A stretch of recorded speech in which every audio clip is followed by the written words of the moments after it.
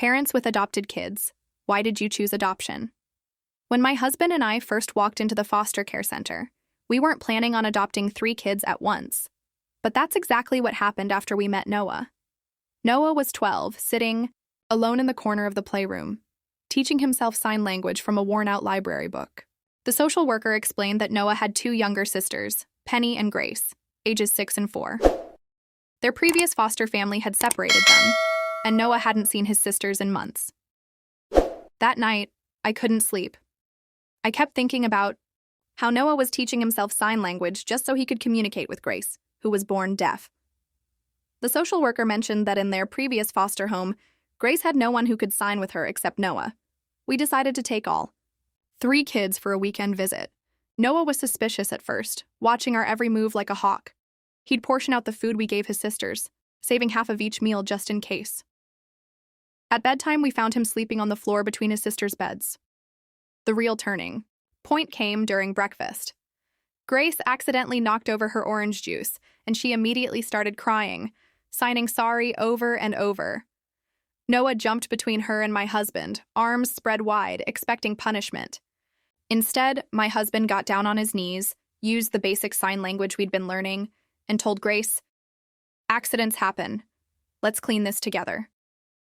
The look on Noah's face. I'll never forget it. Pure shock. That weekend turned into a week, then a month. We enrolled in sign language classes as a family. Noah started teaching us the signs he'd made up with Grace, their own secret language. Penny, the middle child, began sleeping through the night instead of having nightmares. But just as things were settling, their birth mother resurfaced, demanding visitation rights. Noah became withdrawn again, hoarding food in his room. Grace stopped signing altogether. Penny's nightmares returned. The birth mother missed the first 2 scheduled visits. On the 3rd try, she showed up high. Noah took one look at her and signed to Grace, "Cover your eyes." That's when I knew these were our kids. We were going to fight for them. The legal battle lasted 8 months. We discovered she'd been arrested twice since abandoning them. Every time she missed a court date, Noah would ask if we were sending them back. We kept promising we weren't going anywhere. The day we won full custody, we celebrated by letting the kids pick dinner. They chose breakfast food. Noah made chocolate chip pancakes, his specialty. Grace taught us the sign for forever family. Penny drew a picture of all of us. We thought that was our happy ending, but then Noah dropped a bomb. He asked if he could change his last name to ours. When we said yes, Grace and Penny wanted to change theirs too. The next surprise came from Noah. He'd been saving his allowance for months. He bought us each a sign language dictionary with a note that read, "Thanks for learning my language. Now I want to learn yours." Last week, Grace had a dance recital. Noah signed every word of the music for her while she performed. Penny filmed it all. My husband cried, though he denies it. This morning, I found Noah teaching the girls how to make pancakes. They had flour everywhere. 3 years ago, that would have sent them into a panic, expecting punishment. Today, they were laughing. Grace noticed me watching and signed, "Mom, want pancakes?" Noah turned around, covered in flour, and signed, "They're not as good as yours." That was a lie. His pancakes are way better than mine. That's when Penny announced she'd invited her entire class over for a pancake breakfast tomorrow. Noah just grinned and signed, "Better get more chocolate chips." Sometimes people ask why. We chose adoption. Truth is, we didn't. These kids chose us. When my husband and I first walked into the foster care center, we weren't planning on adopting 3 kids at once. But that's exactly what happened after we met Noah. Noah was 12, sitting alone in the corner of the playroom, teaching himself sign language from a worn-out library book. The social worker explained that Noah had 2 younger sisters, Penny and Grace, ages 6 and 4. Their previous foster family had separated them, and Noah hadn't seen his sisters in months. That night, I couldn't sleep. I kept thinking about how Noah was teaching himself sign language just so he could communicate with Grace, who was born deaf. The social worker mentioned that in their last foster home, Grace had no one who could sign with her except Noah. We decided to take all 3 kids for a weekend visit. Noah was suspicious at first, watching our every move closely. He'd portion out food for his sisters, saving half each meal just in case. At bedtime, we found him sleeping on the floor between their beds. The turning point came during breakfast. Grace accidentally spilled her orange juice and started crying, signing sorry repeatedly.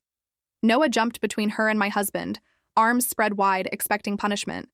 Instead, my husband knelt down, used the basic sign language we'd been learning, and told Grace, "Accidents happen. Let's clean this together." The look on Noah's face, that pure shock, I'll never forget. That weekend became a week, then a month. We enrolled in sign language classes as a family. Noah taught us signs he'd made up with Grace, their secret language. Penny, the middle child, started sleeping through the night without nightmares. But then their birth mother resurfaced, demanding visitation. Noah withdrew, hoarding food. Grace stopped signing. Penny's nightmares returned. The birth mother missed 2 visits and showed up high on the 3rd. Noah immediately signed to Grace, "Cover your eyes." That's when we knew. They were our kids, and we would fight for them. The legal battle lasted 8 months. We discovered she'd been arrested twice since abandoning them. Each court no-show made Noah ask if they'd be sent back. We promised. They weren't going anywhere. When we finally won full custody, we celebrated letting the kids pick dinner. They chose breakfast. Noah made chocolate chip pancakes. Grace signed Forever Family. Penny drew a picture of us all. We thought it was the happy ending. Then Noah asked if he could change his last name to ours. Grace and Penny wanted to too. The next surprise? Noah had saved his allowance for months and bought each of us a sign language dictionary with a note. "Thanks for learning my language. Now I want to learn yours." Last week at Grace's dance recital, Noah signed every word of the music while she performed. Penny filmed it all. My husband cried, though he denies it. This morning, I found Noah teaching the girls to make pancakes. They had flour everywhere. 3 years ago, that would have triggered panic and punishment. Today, they laughed. Grace noticed me watching and signed, "Mom, want pancakes?" Noah turned, covered in flour, signing, "They're not as good as yours." That was a lie. "His pancakes are way better," I said. Then Penny announced she'd invited her class for pancake breakfast tomorrow. Noah grinned and signed, "Better get more chocolate chips." Sometimes people ask why we chose adoption. Truth is, we didn't. These kids chose us. Story 2. "Don't come for Christmas. My billionaire boyfriend will be present," my wife's sister said gently. "We'll pretend we don't know you," her mother added. I didn't argue and did this instead. When her boyfriend saw my photo at the party, he broke up with her on the spot. 5 days later, my mother-in-law was begging me. Chapter 1. The Disinvitation. The living room still smelled faintly of pine when the call came in. My wife's sister's voice was syrupy sweet. "Don't come for Christmas," she said gently. "My billionaire boyfriend will be present." I paused, trying to process. What does that have to do with me? Her mother's voice chimed in from the background, sharper. "We'll pretend we don't know you. It's for the best. Don't embarrass us." The words hung heavy in the air. They didn't just want me absent. They wanted me erased. I stared at the blinking Christmas lights in my own small home. My 10-year-old daughter quietly decorating cookies at the table. The anger burned deep, but I swallowed it. "Understood," I said calmly, and ended the call. But instead of arguing, begging, or forcing my way in, I smiled because I knew something they didn't. And when her billionaire boyfriend saw my photo at the party, it wouldn't just ruin Christmas, it would ruin everything they thought they'd built. Chapter 2. The photo. That night, after tucking my daughter into bed, I pulled out an old leather album. It wasn't just filled with family memories. It held something sharper. One photo in particular. It showed me shaking hands with a man at a gala. Not just any man, but the same billionaire now being paraded by my wife's sister, like some kind of golden ticket. Back then, I'd been on the board of a logistics firm. His company had been one of our biggest clients. We'd worked closely enough that he knew me by name, and more importantly, he knew the kind of man I was. Steady, competent, and far from the pathetic nobody my in-laws painted me as. I took the photo, scanned it, and made a small adjustment, a simple caption. Old friends reunited. The rest was easy. I had a friend in catering, one of the guys working the event. I slipped him a flash drive with the image and a little request. Make sure it ended up cycling through the slideshow of family Christmas memories they'd prepared. Chapter 3. The Christmas Party. Ended up cycling through the slideshow of family Christmas memories they'd prepared. Chapter 3. The Christmas Party. The living room glittered with string lights and expensive champagne glasses. My wife's sister hovered near the billionaire like she'd already claimed her crown while her parents paraded him around like a prized racehorse. Isn't he handsome? Her mother gushed loud enough for everyone to hear. A real man with real money, unlike others. The guest chuckled politely. My absence was noticed and mocked, but I didn't care. I knew what was coming. Halfway through dinner, the lights dimmed. A projector hummed to life and the family slideshow began. Photos of smiling faces, beach trips, birthdays, a carefully curated highlight reel of their perfect lives. Then it appeared. The photo, me shaking hands with the billionaire, my caption, glowing beneath it. Old friends reunited. The room went silent. The billionaire leaned forward, his fork frozen midair. That's Liam, he said slowly, pointing at me in the photo. You didn't tell me you were related to him. My wife's sister froze. You know him? Know him? He gave a low chuckle. We've done business together. His strategy saved my company millions. If he's family, why hasn't he been invited tonight? All eyes turned toward the parents who stammered uselessly. My wife's sister's face drained of color. And in that instant, I knew the real show was about to begin. Chapter 4. The Public Unmasking.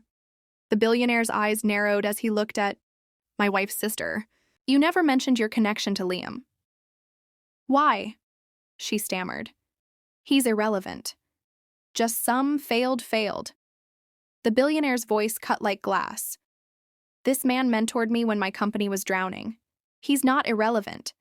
He's the reason I'm even, standing here today. A ripple of whispers spread across the room. Guests leaned in, curious, hungry for scandal. He turned to her parents. And you excluded him? While parading me around like a trophy? Her mother fumbled for words. We didn't think that much is clear. His voice grew colder. You've shown me who you really are. Users, parasites. You thought money blinded me? Number loyalty matters more than wealth. And you've just proven you have none. The guests gasped. Phones came out recording. The billionaire stepped back from my wife's sister as if she carried a disease. I won't marry into a family that disrespects the only man here worth respecting. Then he raised his glass high. But his toast wasn't to them. To Liam, the real man in this family. Glasses clinked around the room. Some hesitated. Others joined eagerly.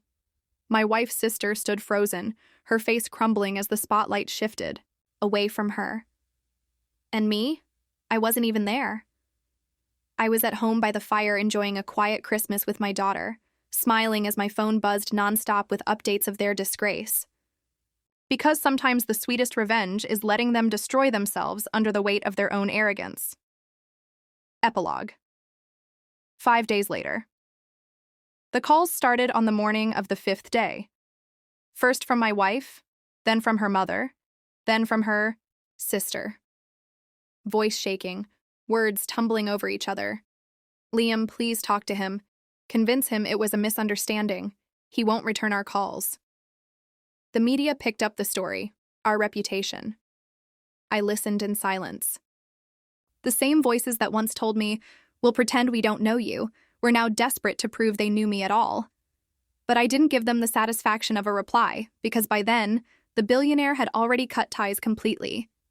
He'd told every business associate, every charity board, every social contact exactly why. Greed, disloyalty, hypocrisy. Their name became poison overnight. Invitations dried up. Investors pulled out, friends distanced themselves. Meanwhile, I thrived. That single photo, proof of loyalty and real connection, had opened new doors. Calls came in from old partners, new offers, fresh opportunities. My daughter and I enjoyed dinners where people toasted me, not because of wealth, but because of respect. One snowy evening, as I tucked her into bed, she asked, "Dad, are you happy now?" I kissed her forehead and smiled. Happier than ever, because sometimes, sweetheart, the best revenge is just living well, while the people who tried to break you drown in the emptiness they created for themselves. And from that night on, Christmas was ours again.